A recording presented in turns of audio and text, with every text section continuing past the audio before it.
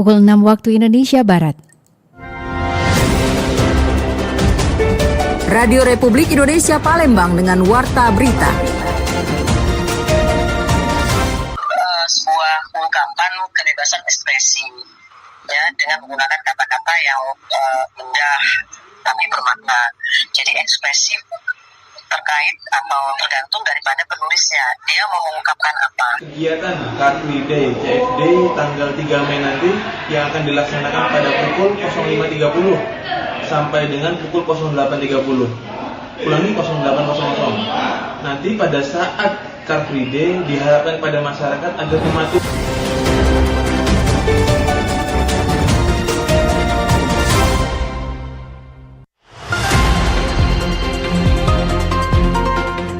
Selamat pagi, Anda mendengarkan Warta Berita RRI Palembang, Sari Berita.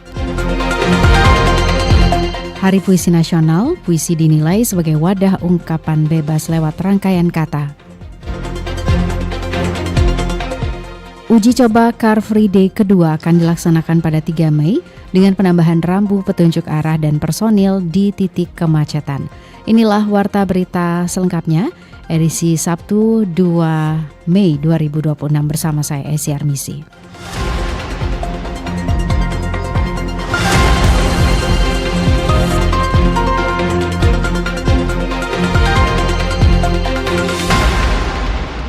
Pendengar, kita mulai dengan berita yang pertama. Hari Puisi Nasional, puisi dinilai sebagai wadah ungkapan bebas lewat rangkaian kata.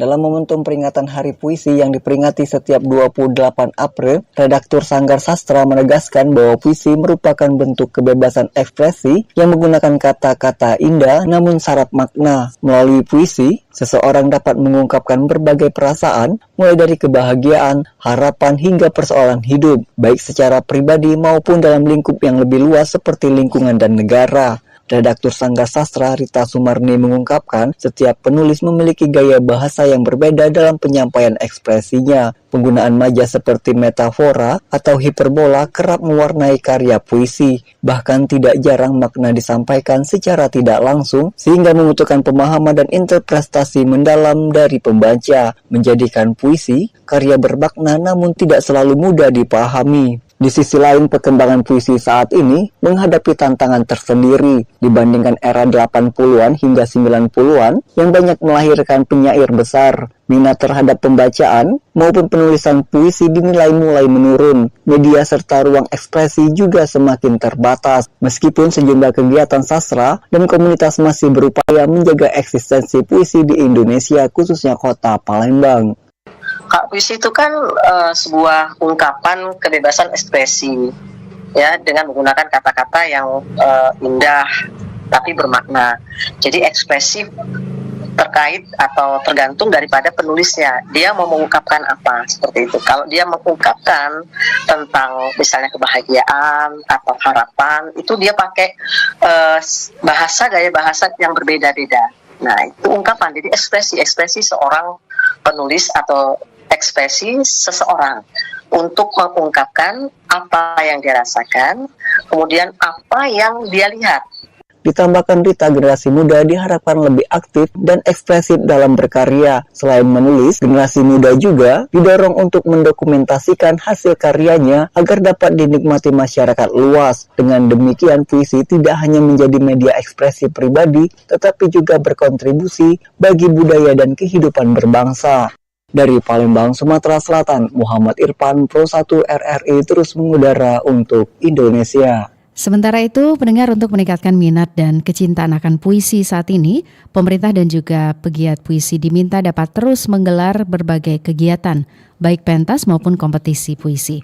Hal tersebut diungkapkan dosen pasca sarjana Dr. Latifah Ratnawati M.Hum dalam dialog bersama RRI beberapa waktu lalu.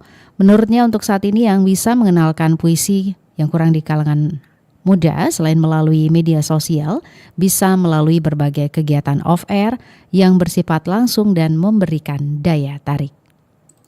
Maka saya rasa ya pihak-pihak pemerintah misalnya juga teman-teman seniman sebaiknya memanfaatkan ini dengan sebaik-baiknya. Misalnya ya secara berkala kita itu setahun misalnya cukup 2 kali misalnya menyelenggarakan kegiatan bersastra ya, kegiatan lomba atau kegiatan apa saja yang bisa digunakan untuk mengajak para siswa kita memiliki apresiasi, memiliki kecintaan terhadap puisi. Saya rasa ini merupakan ya harapan kita semua agar anak-anak kita ini merupakan generasi yang dapat mencintai sastra.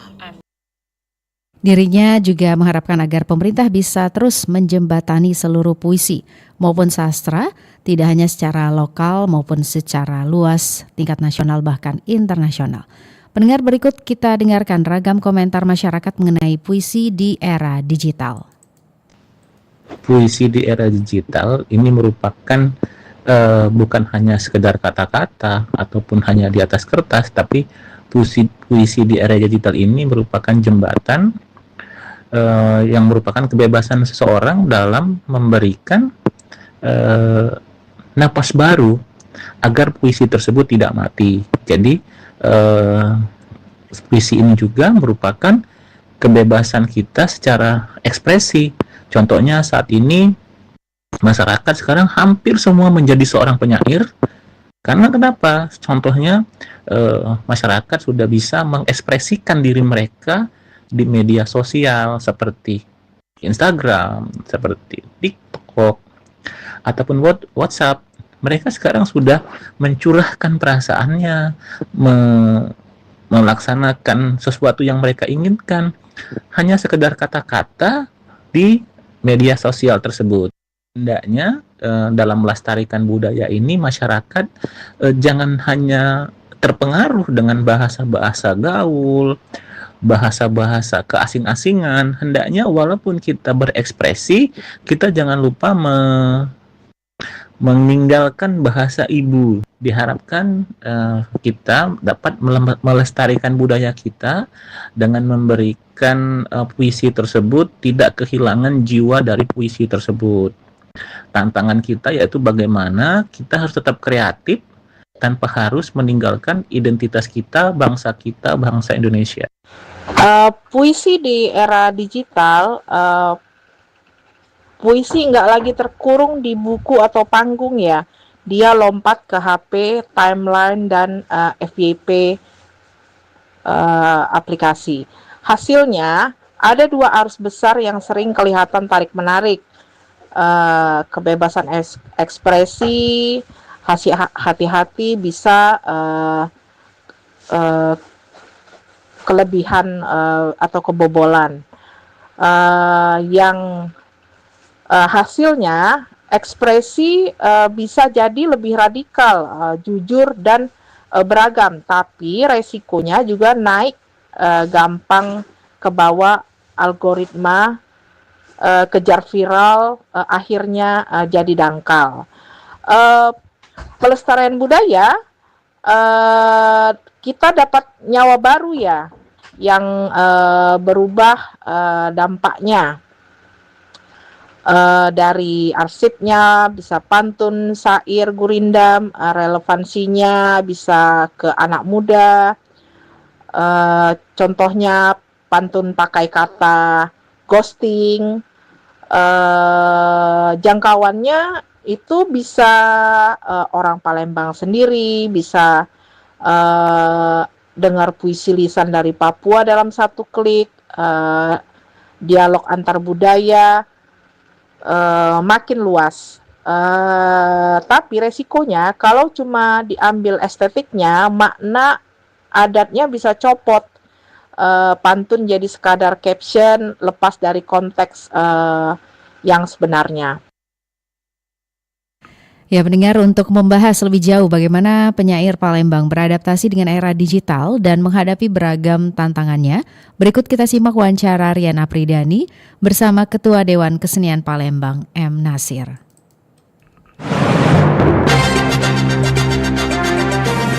Baik, Pak Nasir, pagi hari ini kita bicara tentang tantangan seniman puisi di era digitalisasi, dan ini menjadi hal yang banyak diperbincangkan terutama di kalangan seniman.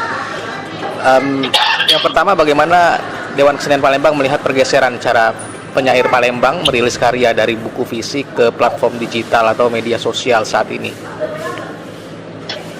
Ya, sebenarnya itu juga bukan cuma tantangan ya, justru bisa menjadi peluang. Karena kan lebih banyak keuntungan di media di era digital ini. Karena kalau dulu Karya lebih instan dalam tanda kutip dan kurang kurasi. Pendapat Anda seperti apa? ya dari segi seleksi ya memang tidak bisa dibantah, karena jika mau diupload tidak perlu lagi kurasi, tidak perlu lagi ada orang yang menyeleksi, tinggal masing-masing saja kan. Biasanya saya punya karya nih, tanpa ada proses yang dialami di masa sebelumnya bisa langsung dinikmati oleh masyarakat. Tapi kalau zaman dulu kan ketika mau diterbitkan dalam bentuk buku kan ada editornya, ada penyeleksi gitu. Artinya sekarang penilaian langsung kepada masyarakat, kepada pembaca yang menilai. Ya, masyarakat tinggal dibanjiri oleh karya-karya. Nah, tinggal kayak seperti itu memang di dunia digital kan, bukan hanya di karya sastra sih sebenarnya, dalam informasi juga seperti itu. Jadi tinggal yang menyeleksi itu ya masyarakat, dan tinggal orang yang memproduksi informasi itu juga yang melakukan seleksi individual, seleksi internal itu kan. Kalau sama seperti di media juga kan, kalau dulu kan media itu ada media mainstream, kalau sekarang ini masyarakat semuanya sudah bisa menyebarkan informasi melalui masing-masing akunnya.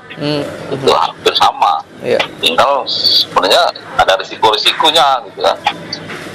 Tapi kemungkinan kalau di sastra ini ada saja orang-orang yang mungkin yang potensial yang menemukan nasibnya justru di digital itu dia ketemu masanya kan, karena karyanya kan berarti karya sifatnya populer.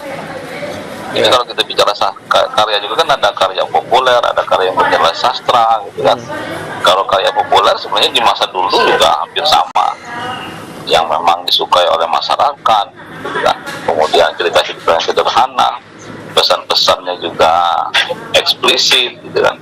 Sementara kalau yang bernilai sastra itu tentu perlu, memang dalam teori sastra itu kan ada 3 kubu ya.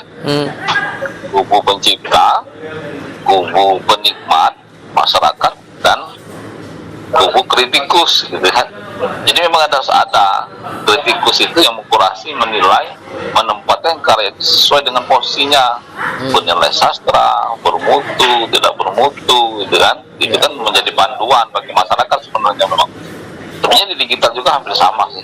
Karena dalam proyek-proyek penerbitan misalnya kumpulan puisi, terkadang tetap ada timnya mereka. Hanya saja mungkin nanti dicetak dalam bentuk buku dan juga dipublikasikan secara digital. Jadi sebenarnya dia lebih menambah wadah untuk menginformasikannya ke publik saja sebenarnya. Dan peluangnya juga jauh lebih luas ya. Kalau begitu masuk di dunia maya itu kan tidak dibatasi oleh negara lagi. Artinya yang membatasi hanya bahasa gitu kan. Baik. Lalu bagaimana menjaga kualitas sastra Palembang agar tidak kehilangan kedalaman maknanya di dunia maya, Pak Nasir? Ya sebenarnya kan tinggal pada pemahaman mereka mencipta saja. Nah, tapi sebenarnya kan memang dunia sastra, dunia seni itu kan memang hidupnya alami dan natural ya. Tinggal mereka yang akan belajar sendiri. Dari belajar itulah mereka bisa secara otodidak, bisa secara akademis. Mereka nanti akan tumbuh dan berkembang, melahirkan karya-karya yang akan mungkin awalnya tidak bernilai, akhirnya mereka menemukan polanya, menemukan formulasinya ya. Oh, seperti ini ternyata yang bernilai sastra. Karena bagaimanapun sastra itu kan yang diamanatkan itu kan adalah pesan. Ada pesan-pesan yang tentunya dibungkus oleh secara implisit menggunakan gaya bahasa gitu kan. Jadi memang indah gitu kan. Nah, unsur keindahan ini kan relatif sebenarnya. Bagaimana mengemas pesan secara vulgar gitu kan, secara memenuhi kaidah sastranya, kan ada teorinya semua sastra itu. Baik. Yang terakhir ini menjadi kegundahan sebagian besar seniman juga, Pak Nasir. Sejauh mana DKP memfasilitasi perlindungan hak cipta bagi penyair lokal yang karyanya sering dikutip atau digunakan tanpa izin di media sosial?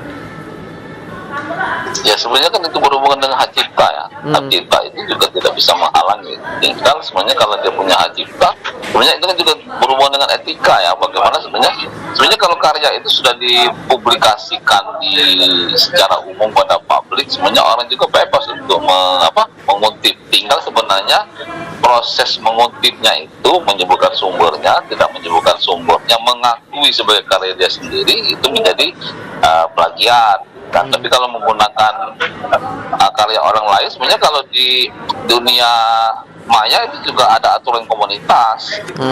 Misalnya di YouTube, misalnya Facebook, mengutip karya sastra untuk kemudian dikomersilkan. Iya, aturan komunitasnya di sini sudah mengatur itu. Kalau misalnya menggunakan karya orang lain, misalnya puisi atau lagu kan, kalau sudah terdaftar di ini, kontennya juga langsung dipotong secara otomatis. Baik, artinya memang sudah diatur secara digital ya mengenai hak cipta. Ya, masing-masing platform itu ada aturan komunitas sendiri ya. Baik. Untuk karya-karya ya. Baik, Pak Nasir, terima kasih bincang-bincang singkat bersama RRI pagi hari ini. Selamat pagi, salam sehat. Assalamualaikum, Pak Nasir. Pagi, waalaikumsalam warahmatullahi wabarakatuh.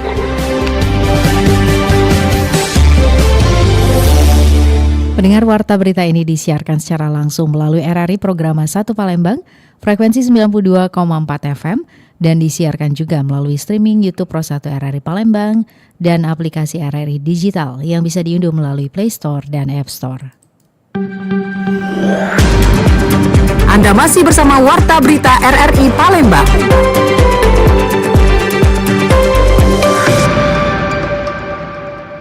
Kita ke berita lainnya. Uji coba Car Free Day kedua akan dilaksanakan pada 3 Mei dengan penambahan rambu petunjuk arah dan personil di titik kemacetan. Uji coba kedua Car Free Day atau CFD di Palembang kembali digelar pada Minggu pagi 3 Mei 2026 dari Simpang Cinde hingga Flyover Jakabaring, memberikan kesempatan bagi warga untuk berolahraga, bersantai hingga berkreasi di ruang terbuka tanpa gangguan kendaraan bermotor. Selama pelaksanaan uji coba Car Free Day, arus lalu lintas di kawasan tersebut ditutup sementara mulai pukul 5.30 hingga 8 waktu Indonesia Barat. Wakil Satlantas Polrestabes Palembang, Said Malik Ibrahim menyampaikan bahwa program ini masih dalam tahap uji coba dan akan terus dievaluasi berdasarkan masukan dari masyarakat. Kegiatan Car Free Day CFD tanggal 3 Mei nanti yang akan dilaksanakan pada pukul 05.30 sampai dengan pukul 08.30. Ulangi 08.00. Nanti pada saat Car Free Day diharapkan pada masyarakat agar mematuhi arahan, petunjuk, kemudian aturan dari petugas di lapangan, karena pada dasarnya kami tetap melaksanakan perintah demi kepentingan umum, yaitu kepentingan masyarakat yang akan melaksanakan lari, jalan maupun di sekitaran CFD nanti. Pihaknya juga menyampaikan rekayasa lalu lintas termasuk menambah rambu petunjuk serta penempatan personil di sejumlah titik rawan kemacetan. Masyarakat yang hendak melintas diarahkan menggunakan jalur alternatif seperti jembatan Musi 4 dan Musi 6 guna menghindari kemacetan. Erlin Fartesa melaporkan. Berita selanjutnya, ratusan titik panas terdeteksi di Sumatera Selatan sejak awal tahun 2026 dan memicu peningkatan kewaspadaan terhadap karhutlah. Sejak Januari hingga April 2026, Sumatera Selatan mencatat 857 titik panas atau hotspot yang tersebar di sejumlah wilayah. Sebagian di antaranya berkembang menjadi titik api dan memicu peningkatan kewaspadaan karhutlah. Kabupaten Musi Banyuasin menjadi wilayah dengan hotspot terbanyak, mencapai 174 titik. Disusul Musi Rawas Utara sebanyak 125 titik. Dari total hotspot tersebut, 9 titik berkembang menjadi fire spot yang didominasi lahan mineral di Palembang, Ogan Ilir, dan Musi Banyuasin. Kepala Pelaksana BPBD Sumsel, F. Iqbal Ali Sabana mengatakan, Jumlah hotspot tahun ini meningkat sekitar 50% dibanding periode yang sama tahun lalu. Menurutnya, tren hotspot meningkat sejak awal tahun, meski pada April mulai menurun seiring masih berlangsungnya musim hujan kedua. Peningkatan dari periode Januari, Februari, Maret trennya menaik, tapi memang di bulan ini, di bulan April ini, tren hotspotnya menurun karena memang menurut BMKG bulan April merupakan puncak kedua musim penghujan, yang mana awal musim kemarau itu diperkirakan di bulan Mei atau di akhir Mei atau di bulan Juni. BMKG memperkirakan awal musim kemarau terjadi pada akhir Mei hingga Juni 2026. Kondisi tersebut membuat potensi kebakaran hutan dan lahan tetap perlu diwaspadai. Sebagai langkah antisipasi, pemerintah Provinsi Sumsel bersama dengan sejumlah daerah telah menetapkan status siaga karhutla sejak 22 April lalu. 3 wilayah yang telah menetapkan status siaga yaitu Kabupaten Ogan Komering Ilir, Ogan Ilir, dan Musi Banyu Asin. Pendengar, 11 tersangka dalam praktek penyalahgunaan bahan bakar minyak subsidi jenis Pertalite di Kabupaten Musirawas saat ini diamankan di Polda Sumsel. Polda Sumatera Selatan mengungkap praktek penyalahgunaan bahan bakar minyak atau BBM bersubsidi jenis Pertalite di Kabupaten Musirawas. Pengungkapan tersebut disampaikan dalam konferensi pers di Mapolda Sumatera Selatan pada tanggal 30 April tahun 2026 setelah operasi yang dipimpin Kasubdit 4 Tipiter AKBP Ahmad Budi Martono. Wakil Direktur Reskrimsus Polda Sumatera Selatan AKBP Listiono Dwi Nugroho menjelaskan, kasus tersebut terungkap berkat laporan masyarakat terkait distribusi BBM yang mencurigakan. Dalam penyelidikan, petugas mengamankan 11 tersangka dengan peran berbeda, mulai dari sopir tangki hingga koordinator lapangan.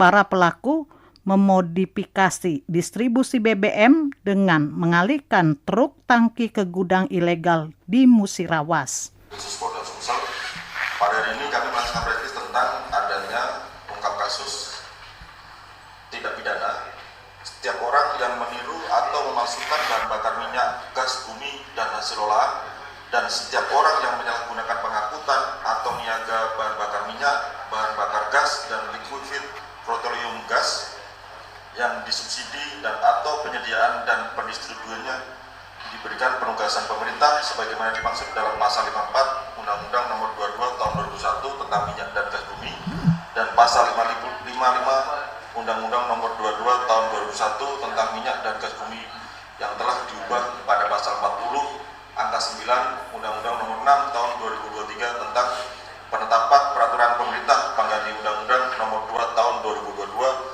tentang Cipta Kerja menjadi undang-undang dengan ancaman hukuman yaitu ancaman hukuman 6 tahun denda paling tinggi 60 tanggal 21 April 2026 personel Subdit 2 Subdit 4 Tipiter Krimsus Polda Sumsel yang dipimpin oleh Kasubdit 4 Tipiter yaitu AKBP Ahmad Budi Martono melakukan penyelidikan terkait informasi dari masyarakat adanya dugaan penyalahgunaan BBM bersubsidi jenis Pertalite yang ditukar dengan minyak hasil sulingan.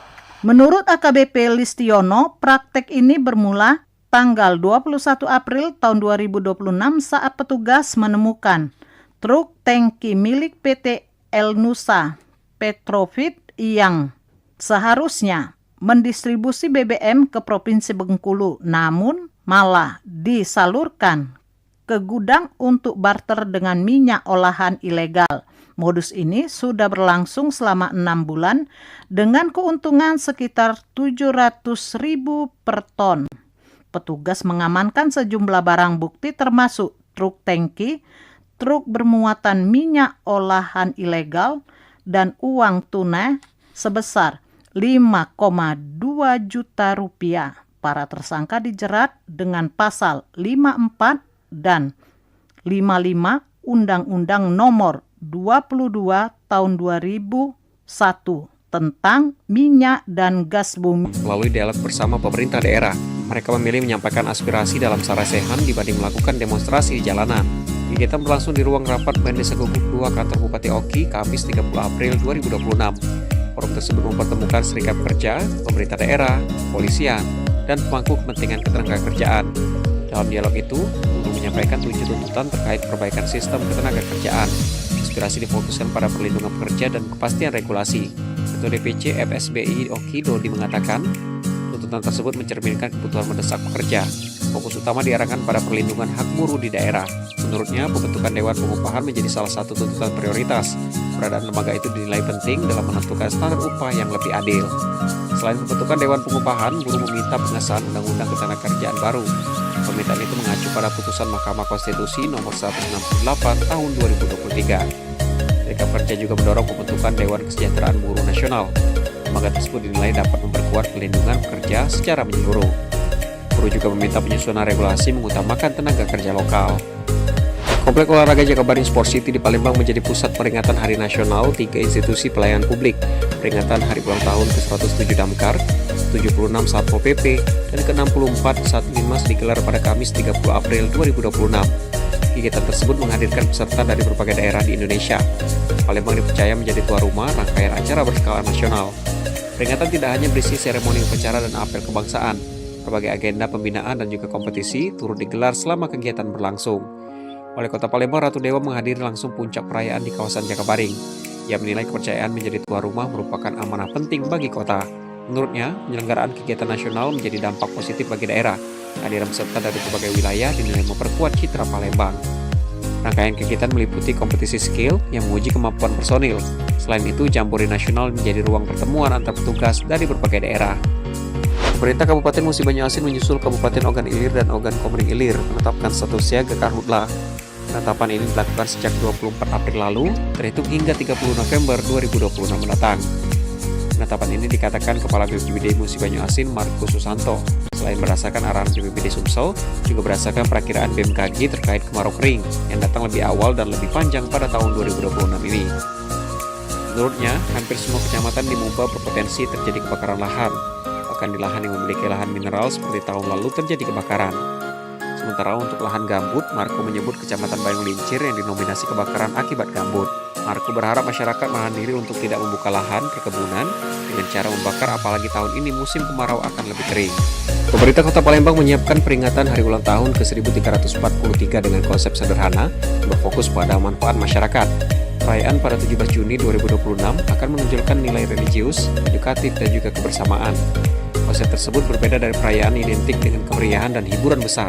Pemerintah Kota Palembang memilih menghadirkan kegiatan yang menyentuh langsung kehidupan warga. Persiapan agenda dibahas dalam rapat yang dipimpin Sekretaris Daerah Kota Palembang Afrizal Hasim. Pertemuan berlangsung di Palembang Rabu 29 April 2026.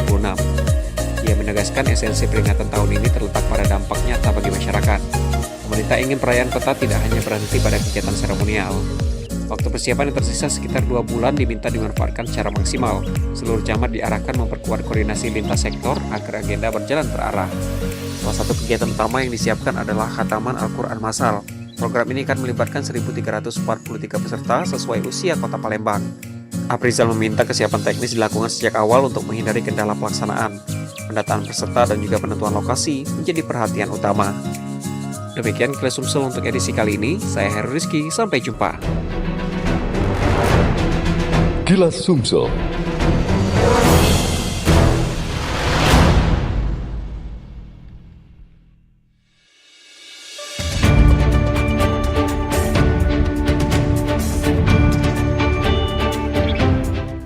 Sekian Warta Berita Produksi Radio Republik Indonesia Palembang. Sebelum berpisah, kami sampaikan kembali pokok-pokok berita. Hari Puisi Nasional, puisi dinilai sebagai wadah ungkapan bebas lewat rangkaian kata. Uji coba Car Free Day kedua akan dilaksanakan pada 3 Mei dengan penambahan rambu petunjuk arah dan personil di titik kemacetan.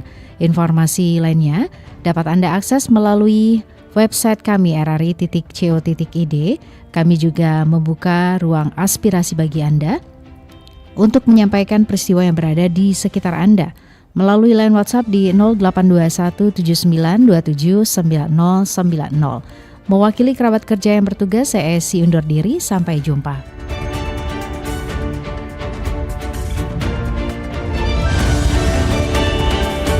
Demikian Warta Berita Radio Republik Indonesia Palembang.